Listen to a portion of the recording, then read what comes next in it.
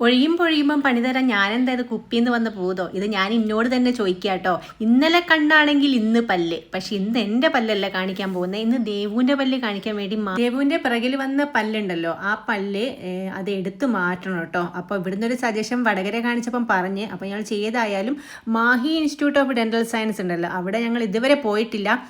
നല്ല ഹോസ്പിറ്റലാണെന്നാണ് കേട്ടത്. പോയപാട് കുറച്ച് ലൈൻ ഉണ്ടായിരുന്നു, എന്നാലും വളരെ എളുപ്പത്തിൽ കാര്യങ്ങൾ കഴിയുന്ന ഒരു ഹോസ്പിറ്റലാണ് കേട്ടോ. അത്ര എന്താ പറയുക, അത്ര ഒരു തിരക്കോ കാര്യങ്ങളോ ടെൻഷനൊന്നുമില്ല. അപ്പം കാണിച്ചതിന് ശേഷം എനിക്കും അവിടുന്ന് കാണിച്ചിട്ടോ, ഞാൻ ഏതായാലും വന്നതല്ലേ, അപ്പോൾ അതുകൊണ്ട് തന്നെ ഞാൻ കാണിച്ചപ്പം കേടൊന്നുമില്ല.